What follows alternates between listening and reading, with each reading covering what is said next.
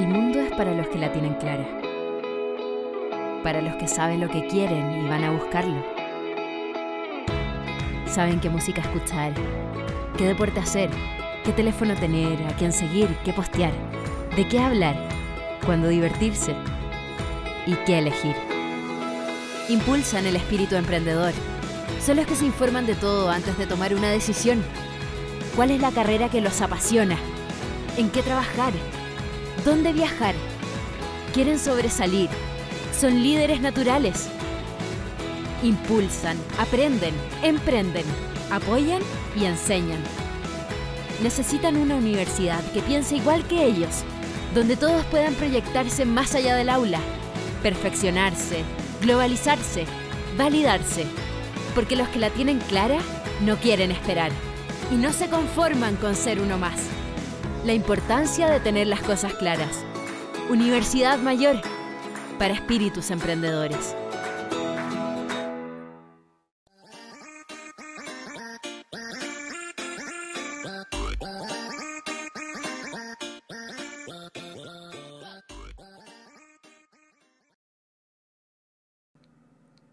Vamos a pasar entonces a los ejercicios.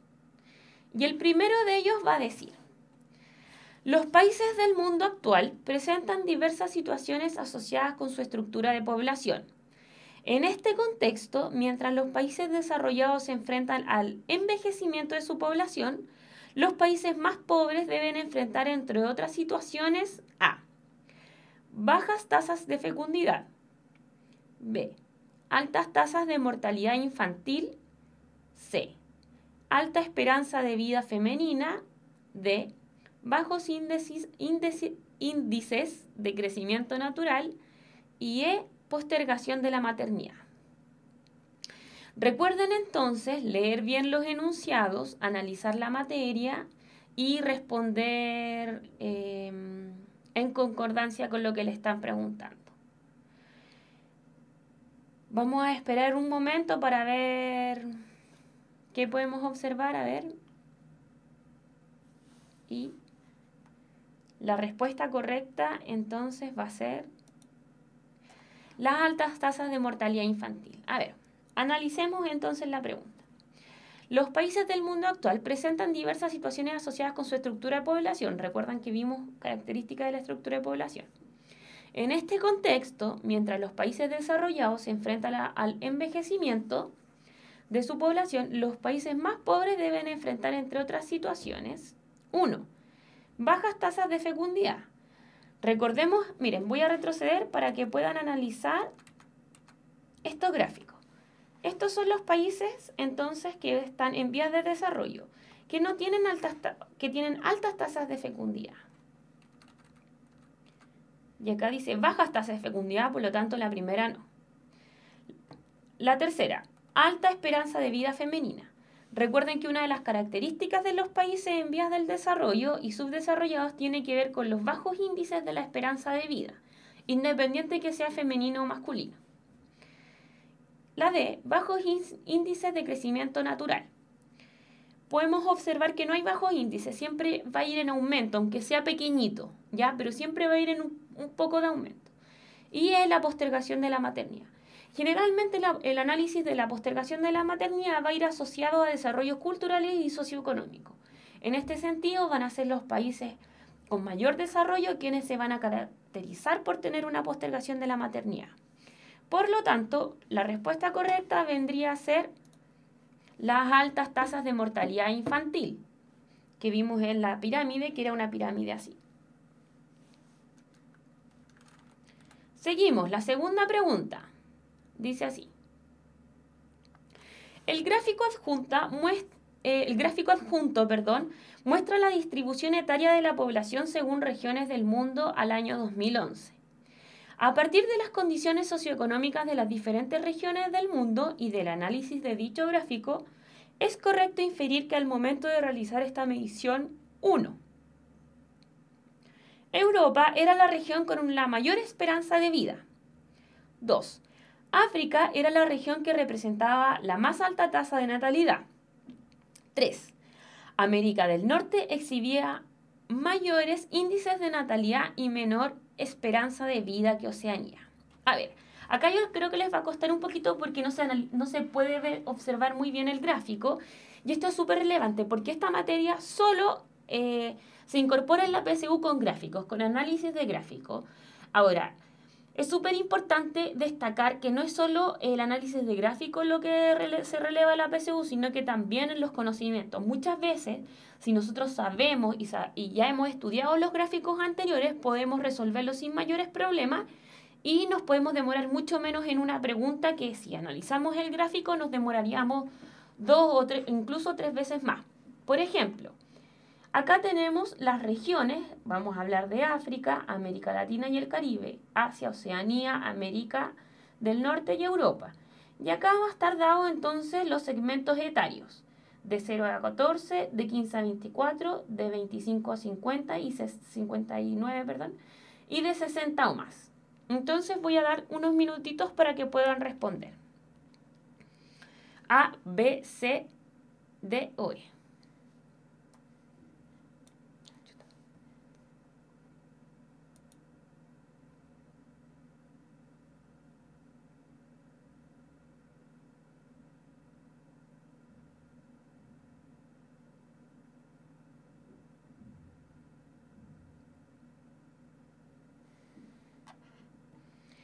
La respuesta correcta entonces es 1 y 2. ¿Por qué es 1 y 2? Veamos. Europa era la región con mayor esperanza de vida. ¿Dónde está Europa? Nos vamos entonces a Europa y vamos a observar que la esperanza de vida la podemos ver en el cuadrito de acá. 60 o más. ¿Cuántas personas entonces en tercera edad viven más? Exactamente. Europa, entonces, la región con mayor esperanza de vida. 2. África era la región que presentaba la más alta tasa de natalidad. ¿Dónde está África? Y es el primer rango etario, por lo tanto, también corresponde a una respuesta correcta, que es la mayor tasa de natalidad. Y 3. América del Norte exhibía mayores índices de natalidad y menor esperanza de vida que Oceanía. Veamos entonces. América del Norte, que está acá, exhibía mayores índices de natalidad que Oceanía. No, miren, acá está el gráfico de natalidad, se concentra en la menor población y en Oceanía tienen más. Y dice, y menor esperanza de vida que Oceanía. Están casi equiparados, pero América del Norte tiene más. Por lo tanto, la 3 no corresponde a la respuesta correcta y es solo 1 y 2. Vamos entonces a la pregunta desafío. Muchas gracias a la Universidad Mayor por auspiciar la pregunta de desafío y analizamos. En relación con el análisis comparativo que se puede efectuar entre las pirámides de población, es correcto afirmar que la población de Chile entre 1960 y el 2001 mostró una tendencia a reducir la base de la población más joven y el crecimiento de la tercera edad. B. Aumentó en el segmento de población joven y disminuyó en el tramo de la tercera edad. C. Presentó un fuerte crecimiento de la población femenina y una disminución de la natalidad. D. Tuvo una tendencia a la reducción sistemática de la población de mujeres en beneficio de un aumento de la población masculina. E. Pasó de ser una población en proceso de envejecimiento a una población concentrada en los tramos juveniles. Recuerden entonces las pirámides que yo les mostré anteriormente, donde tenemos acá hombres, mujeres, y estos cuadraditos que son como escaleritas van a mostrar las edades. De 0 a 14, por ejemplo, de 0 a 10, de 10 a 20, etc. Hasta llegar a lo más viejo. Vamos a dar unos minutitos para que puedan responder y analicen los gráficos.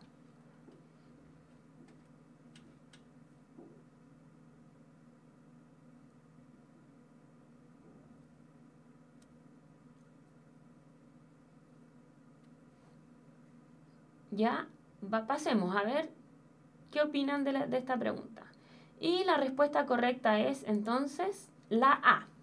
Vamos a analizar por qué no son las otras alternativas. Primero, entonces estamos hablando de la relación del análisis comparativo que se puede efectuar en Chile entre 1960 y el año 2001. Fíjense en los enormes cambios que existió en la geografía humana y en la población. Vamos de acá para allá, de arriba. Pasó de ser una población en proceso de envejecimiento a una población centrada en los tramos juveniles.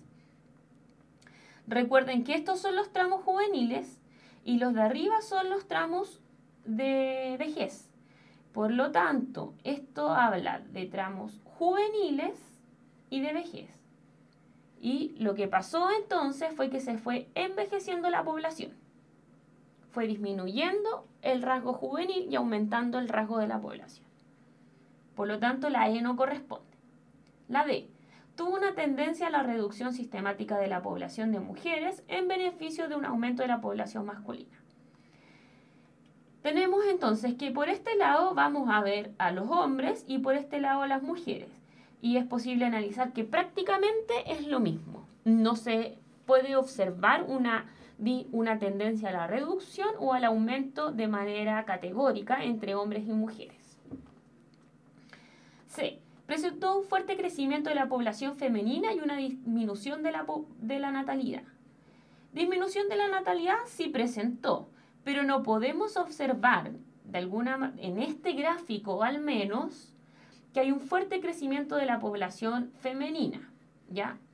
La C no podría constituir entonces una alternativa correcta. La D. Aumentó en el segmento de población joven y disminuyó el tramo de la tercera edad. Aumentó el segmento de la población joven, recuerden que esta es la población joven, y disminuyó en el tramo de la tercera edad. Aumentó, de hecho. Imagínense, esto es, aumentó. Y acá, miren, si se fijan, siempre vamos a notar que el tramo de la tercera edad va a estar caracterizado por un mayor número de mujeres. Por lo tanto, la B tampoco corresponde a una respuesta correcta. Y la C mostró una tendencia a reducir la base de la población más joven, hubo una reducción de la población más joven, como podemos observar, y al crecimiento de la tercera edad.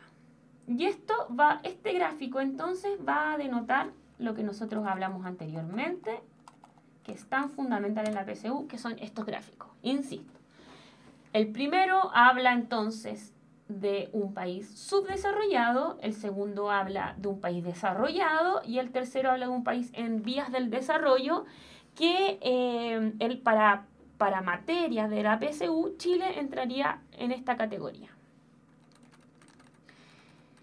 Y entonces hemos terminado con la pregunta desafío de la Universidad Mayor. Muchas gracias a la Universidad Mayor. Y les quería recordar, espérenme 2 segunditos, que actualicen sus preferencias de carrera. Recuerden actualizar las preferencias de carrera entonces para los perfiles que aparecen. Veamos. Ahora vamos a pasar a las preguntas.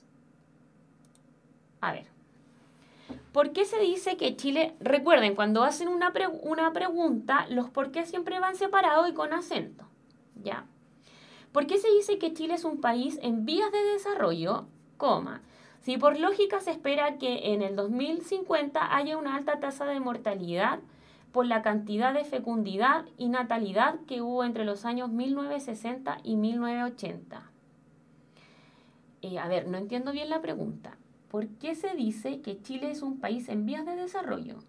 Si por lógica se espera que en el año 2050 haya una alta tasa de mortalidad por la cantidad de fecundidad y natalidad. No entiendo muy bien la pregunta que establece, pero se dice que es en vías de desarrollo porque recuerda que la tendencia mundial en los países desarrollados es que la población envejezca, ¿ya?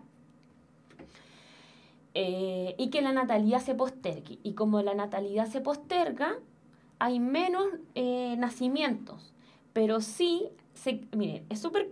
de alguna manera la lógica es un poco más complicada de lo que podemos entender. Porque si bien hay menos nacimientos, crece la población. ¿Y por qué crece? Porque hay una mayor esperanza de vida. Y esta mayor esperanza de vida está dada por los avances en la medicina y los desarrollos tecnológicos, ¿ya? No entiendo muy bien a qué te refieres si pudieses especificar mejor a qué te refieres con la fecundidad y natalidad que hubo en los años 1960 y 1980. No me parece que exista una relación directa, pero no lo entiendo muy bien. Si te pudieras especificar un poco más. Ahora es importante, como les mencionaba anteriormente, destacar que la tasa de mortalidad va a ir disminuyendo, ¿ya? Pero, miren, hay un elemento súper importante que habla de la disminución de la natalidad y del aumento de la esperanza de vida. Pregunten en sus familias, incluso haciendo un análisis histórico familiar, nosotros podemos entender completamente la geografía humana. Muchos de nuestros padres o nuestros abuelos tuvieron incluso más de 3 hijos. Tuvieron 5, 6, 7 hijos, ¿ya? O nuestros bisabuelos, ¿cuántos hijos tuvieron? Hagan ese ejercicio, pregunten. Y nuestros papás o incluso algunos amigos van a tener una cantidad más reducida de niños, unos 2 o 3, porque hay un mayor control de la natalidad. Recuerden que en 1960, por eso todos estos procesos que son geográficos y me encanta analizarlos porque tienen que ver con esto histórico. En 1950 está la revolución de la anticoncepción, que es la incorporación de la pastilla anticonceptiva. Lo que hace es una revolución en el control de la maternidad, entonces. Y de ahí en adelante han habido demasiados desarrollos en torno a los controles de natalidad. También podemos preguntarle a nuestra familia a qué edad se murieron nuestros bisabuelos o nuestros abuelos o nuestros tatarabuelos. Pero hoy día las personas mayores están aumentando en su esperanza de vida. La muerte ya no está dentro de los 70 o de los 80 años. Muchos de las personas de la tercera edad están llegando a los 100 años. Incluso hay un nuevo concepto que se está desarrollando, que es el concepto de la cuarta edad, que ya hay tantos cambios, tanta evolución, que tiene que ver con entonces una edad en la cual ya no es tercera edad, sino que tiene que ver con otros componentes, ¿no es cierto? A ver. Miren, hay una pregunta que me gustaría mostrar que dice, ¿qué evalúa el índice de desarrollo humano? ¿El ingreso per cápita o la calidad de vida? Me salió en un ensayo PSU. El índice de desarrollo humano, no estoy 100% segura, pero se los voy a corroborar en la próxima clase. No tengo ningún problema en corroborarse. Pero el índice de desarrollo humano habla principalmente de la calidad de vida de las personas, ¿ya? Y no del ingreso per cápita. Recuerden que el ingreso per cápita es un promedio que se realiza entre las personas que ganan más y las personas que ganan menos. Sin embargo, yo puedo analizar desigualdad social. Vamos a ver si hay otra pregunta.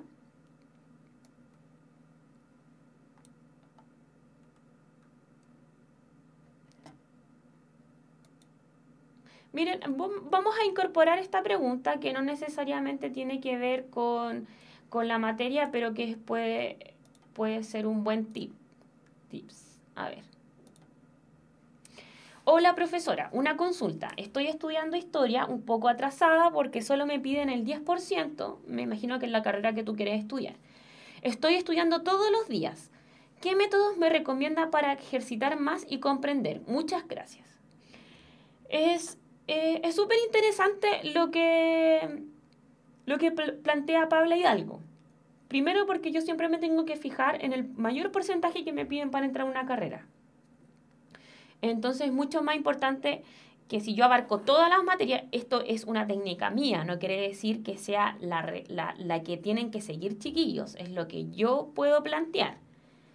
Entonces si me piden en una carrera, por ejemplo, el 30%, que es harto, yo me voy a concentrar en ese 30%, y si me piden solo el 10% de historia, lo más probable es que, claro, yo tenga que analizar, o yo le recomendaría a Pablo Hidalgo que profundice solo en las materias que le va bien, ¿no es cierto? Y que las otras no las profundice para que no abarque tanta materia. Yo diría que historia es una de las pruebas súper complejas porque no entra solo historia, entra derecho, economía, geografía humana, historia mundial, historia de Chile, historia latinoamericana. Entonces es una prueba súper compleja de abordar, súper distinta y difícil. Y yo lo que le recomendaría a Pablo Hidalgo tiene que ver con que ella pueda analizar dentro de todos estos mundos que está dentro de la PSU, pueda ver cuáles son los mundos donde hay más preguntas. Por ejemplo, yo me puedo concentrar solo en historia de Chile, o en historia de Chile e historia universal, porque en geografía humana entran aproximadamente, no sé, de 5 a 10 preguntas, algo así, o menos incluso, no lo tengo muy claro. Pero algo que tú sepas que vas a responder bien y que si ensayas lo vas a responder sí o sí de manera correcta. Por lo tanto, no te la juegas de alguna manera a aprender en estos pocas semanas que quedan otra materia. Veamos, hay más preguntas.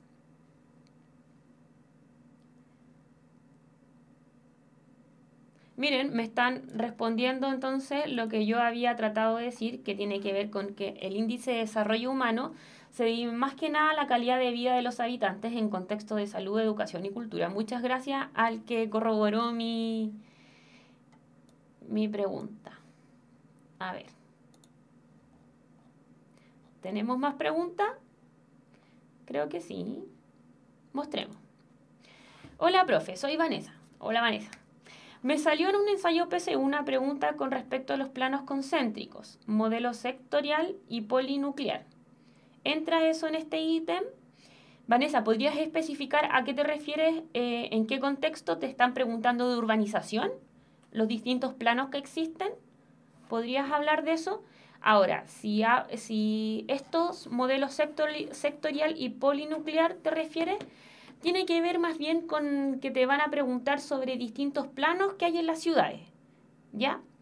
Los planos que hay en las ciudades pueden ser el plano dámero, que es el que nosotros mayormente conocemos, que es una plaza, que es un cuadrado, como un gato, ¿no es cierto? Y también tenemos planos concéntricos, ¿ya? Que son así. Y en esos planos concéntricos, como hablé en la clase de urbanización, vamos a encontrar que la ciudad tiene distintas zonas. Hay zonas comerciales, hay zonas culturales, hay zonas políticas, etc. Entonces, por eso probablemente habla de polinuclear, ¿ya? ¿Alguna otra pregunta, chicos? ¿Alguna otra pregunta? Colóquenlo ahora. Respecto a la geografía humana, bueno, si tienen otra duda, yo también puedo respondérsela, no tengo ningún problema. Vamos a ver. Creo que hay más preguntas.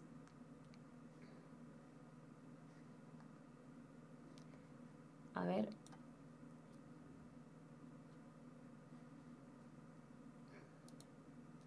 Profe, la PSU trae preguntas de regiones de Chile específicas. Exactamente. La PSU trae preguntas de regiones de Chile específicas.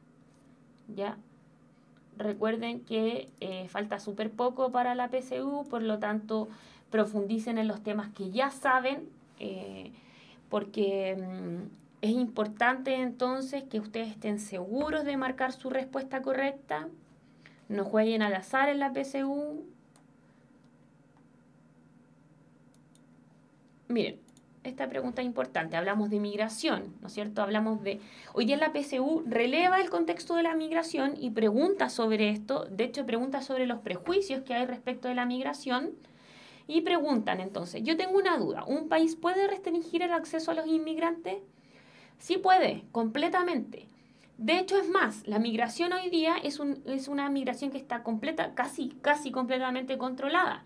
Hay mucho control respecto de los pasaportes, hay mucho control respecto de si vienen a visas de trabajo, visas de turismo, etc. De hecho, los tratados de libre comercio que ha hecho Chile con Estados Unidos, por ejemplo, o con otros países, con Mercosur, con China, con Asia, hablan también no solo de aspecto económico, sino que también de la migración de la población.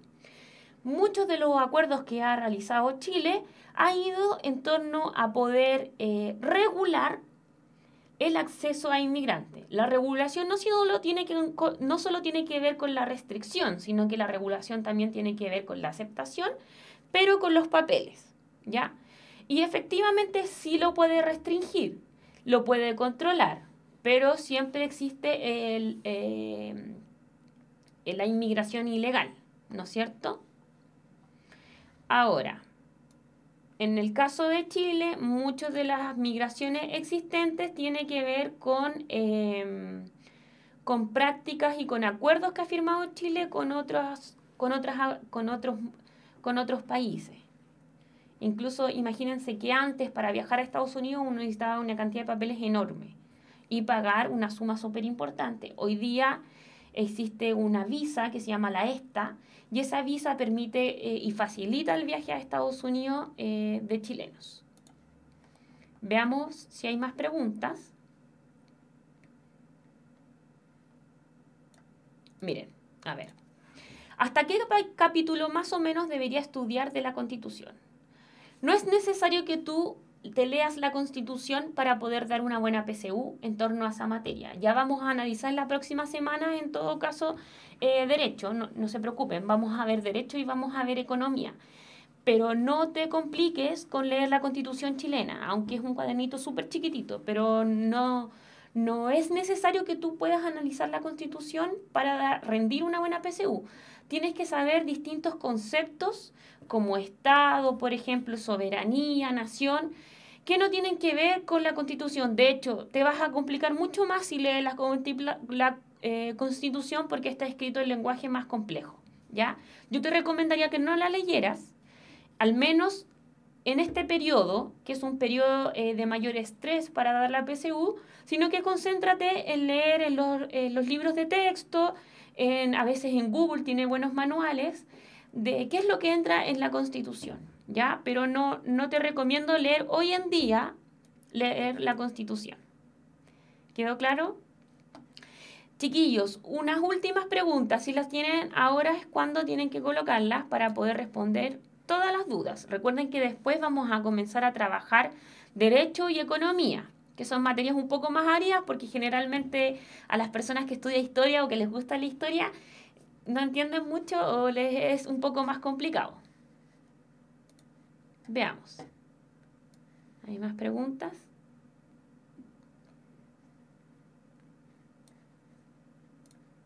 A ver, dice, con respecto a las regiones, ¿qué cosa deberías estudiar?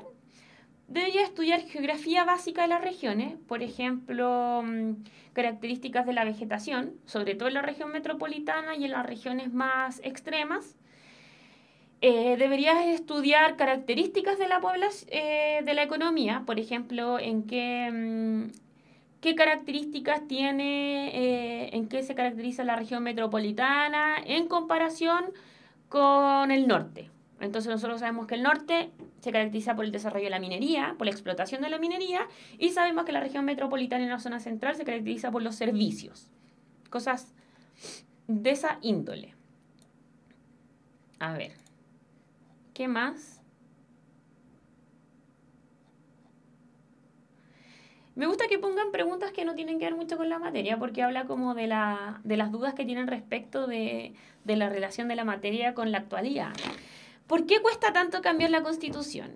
Este es un tema para hacer una clase entera, creo yo, pero bueno, ¿por qué cuesta tanto? Cuesta tanto porque se requieren dos cosas fundamentales. Uno, voluntad política, y la voluntad política tiene que ver con querer desarrollar y ponernos de acuerdo en cambiar la Constitución, con que las personas que hacen las leyes, que aprueban las leyes, que es el Senado, la Cámara de Diputados y los senadores, deseen cambiar la Constitución y ponerse todos de acuerdo en ciertos puntos. Y segundo, es porque no se requiere, para cambiar la Constitución, está como de alguna manera amarrado con la Constitución actual. Por ejemplo, no existe la idea de un plebiscito vinculante, que es lo que se quiere solicitar. Para solicitar un plebiscito, nosotros requerimos una cantidad de aprobación dentro del diputado y de senadores bastante grande. Elemento que no se ha considerado hasta el día de hoy y que no se ponen de acuerdo los políticos, ¿ya? Es como para querer de alguna manera cambiar la Constitución o dar pie para cambiarla se requiere al menos 3/4 de aprobación, que es bastante, mucho, ¿ya? Bueno, entonces yo voy a terminar esta clase diciendo los elementos fundamentales que tienen que ver con la geografía humana. Esta materia es solo gráficos. Siempre van a entrar gráficos, van a entrar mapas, así que yo no les pude colocar tantos porque no se visualizan bien en este PowerPoint, pero analicen los gráficos que tienen en internet. Siempre estas preguntas están asociadas a mapas y a gráficos, y eso es súper relevante porque a veces la materia nos puede ayudar a analizar el gráfico y podemos, como les mencioné anteriormente, ganar tiempo. Esas pirámides, entonces tenemos esta pirámide que es así, que es de los países en vía del desarrollo, que habla del crecimiento, del sexo y de la edad de la población. Tenemos los que son así, una campana que es en vía del desarrollo, y tenemos los que son una pirámide invertida, que son países desarrollados. ¿Alguna otra duda? Sí, vamos a estudiar geografía. Vamos a pasar entonces a estudiar geografía. Recuerden entonces, como les mencioné, y para ir finalizando esta clase, actualizar sus perfiles y colocar las preferencias de carreras que tienen. Por lo tanto, los dejo. Espero que hayan aprendido sobre geografía humana y ya nos veremos en una próxima oportunidad para seguir entendiendo y pasando la materia de historia, geografía, derecho y economía. Así que suerte, nos vemos, que estén muy bien.